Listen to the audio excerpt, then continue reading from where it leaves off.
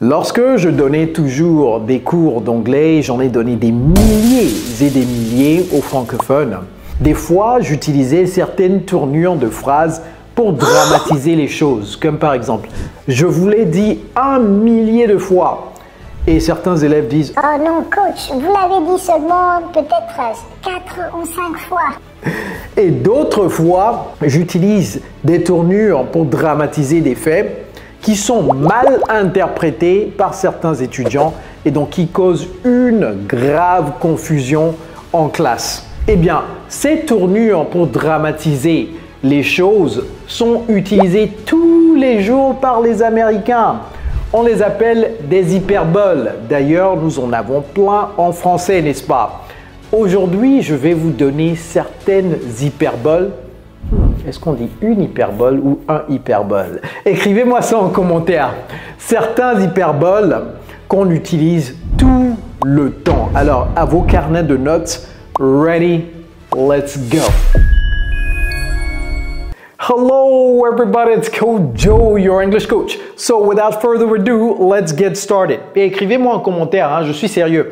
Est-ce qu'on dit un hyperbole ou une hyperbole? The first one is, this is the best thing ever. Vous allez entendre des Américains dire ça. Donc, littéralement, prenez ces hyperboles et utilisez-les telles quelles, ok? Ne changez rien. Let's say that you go to a concert, you loved it, and you've never been to a concert like that before. You can say, oh my God, this is the best thing ever. Thanks for inviting me to the concert, okay? Another one, I'm dying. Qui sait comment terminer cette phrase? I'm dying of quoi? Laughter. I'm dying of laughter. I'm dying of laughter. Je meurs de rire. Je suis en train de mourir de rire. Oh my God, I'm dying of laughter. C'est juste pour dramatiser les choses. Ne prenez pas ça trop au sérieux, ok? C'est en fait l'utilisation de l'hyperbole. I'm dying of laughter. Voyez votre ami que vous n'avez pas vu, peut-être ça fait 6 ans, 7 ans, 10 ans de cela, et vous dites « Wow, I haven't seen you in ages ».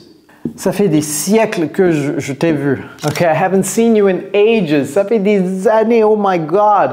Même d'ailleurs, vous pouvez utiliser ça si vous voyez quelqu'un quotidiennement et que vous ne l'avez pas vu, ça fait 2 semaines, 3 semaines, vous pouvez l'utiliser. Vous n'avez pas besoin d'attendre 6 ans ou 7 ans ou 10 ans pour utiliser cette expression. Ok?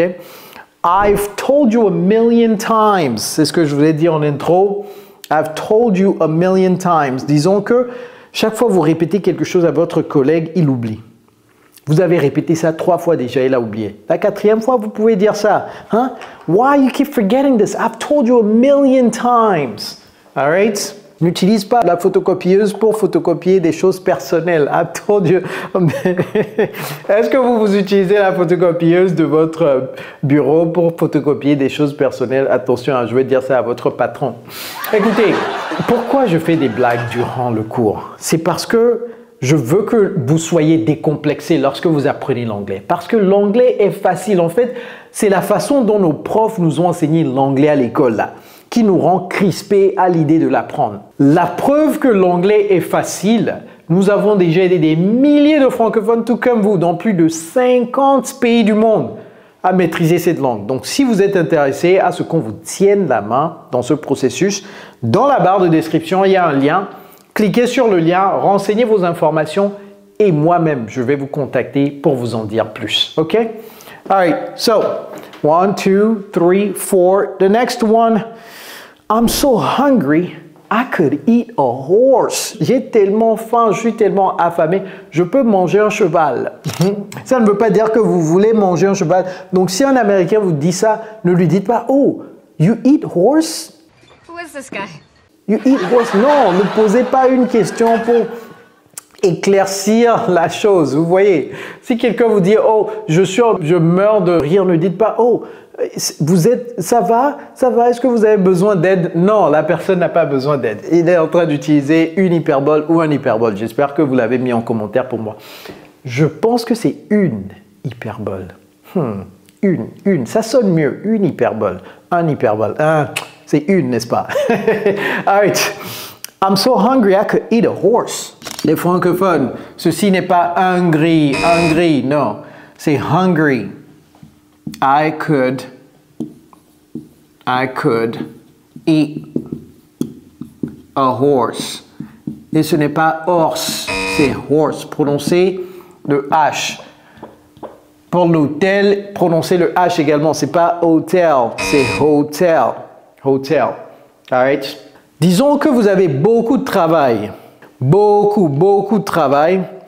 Et il y a un tas de travail. Et c'est comme si vous vous noyez sous le tas de travail.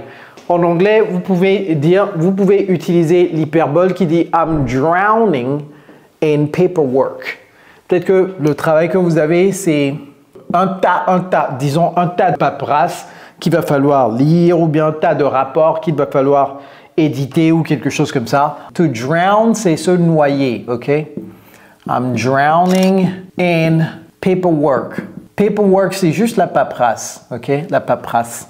Le travail, en fait. I'm drowning in paperwork, ok? That's... Oh, je ne vous ai pas... Aïe, aïe, aïe. Je ne vous ai pas dit comment on prononce ça en anglais, n'est-ce pas? Oh, comment prononce-t-on cela en anglais? Quelqu'un pour me le dire très rapidement. Oui, vous. Ça, c'est hyperbole. Hyperbole. Now you know how to pronounce it, okay? Hyperbole. So, the next hyperbole, j'ai une montagne de linge à faire. J'ai une montagne. Ça ne veut pas dire que littéralement, il y a une montagne devant vous, n'est-ce pas? C'est qu'il y a beaucoup de linge, c'est tout. D'ailleurs, est-ce que vous aimez faire le linge? On dit faire le linge ou laver le linge? J'ai une montagne de linge à laver. On dit faire ou laver? En commentaire, s'il vous plaît. I have a mountain of laundry to do. To do laundry. To do laundry, c'est faire la lessive. Okay? I have a mountain of laundry to do. Ok. Disons que votre fils part à l'école et son sac à dos est tellement lourd. Et vous voulez prendre le sac à dos. Mais ça pèse 1 tonne. This bag weighs a ton. Peser. Je vais vous apprendre ça. To weigh. To weigh. Et troisième personne du singulier, weighs 1 tonne, a ton. A ton. This bag weighs a ton. OK? Disons que quelqu'un a un sourire juste magnifique comme le mien.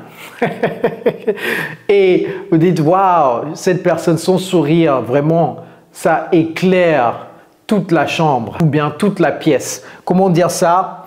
Bon, on va choisir une femme ou bien un homme. Coach Kojo smile. Non, je vais choisir quelqu'un d'autre.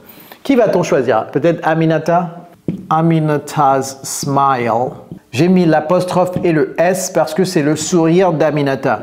Aminata's smile lights up the whole room. Toute la pièce, ou bien toute la salle, ou bien toute la chambre. Lights up. Lights up. Éclair. OK? Aminata's smile lights up the whole room. All right.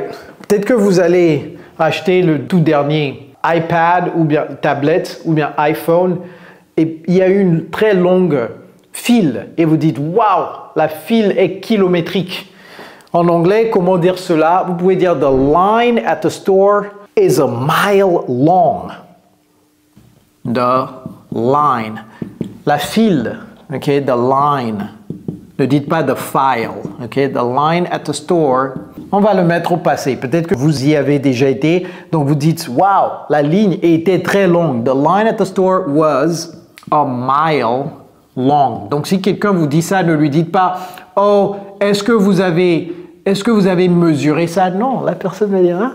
Vous parlez de quoi? I'm using a hyperbole. Même les Américains ne savent pas que ça s'appelle hyperbole. Ils l'utilisent tout simplement, ok? Donc, s'il y a d'autres mots que vous ne connaissiez pas, je vais souligner quelques mots très rapidement. Ever, commencez à utiliser ça, ok? Laughter, j'espère que maintenant vous savez comment prononcer ça. Ceci, j'ai dit, c'est pas hungry, ok? Commencez à utiliser ça. In ages, I haven't seen you. Et vous voyez que c'est Je ne t'ai pas vu. I haven't seen. J'ai pas dit I didn't see you. OK? I haven't seen, c'est le passé composé. I'm so hungry, c'est pas hungry. Horse, cheval. Drown, couler ou bien se noyer. Mountain, mountain. Laundry, laundry. Le linge, faire la lessive. This bag weighs, peser. A ton, une tonne, sans N-E à la fin. Lights up, to light up, éclairer, ok? The line, la file indienne at the store was a mile. Apprenez la différence entre mile et puis kilometer. All right, everybody, I hope that you will start using these expressions. All right? Et si vous aimez cette vidéo, c'est sûr que vous allez aimer celle-ci également. Alors, cliquez ici juste après celle-ci. It's Coach Joe, your English coach. Take care, guys.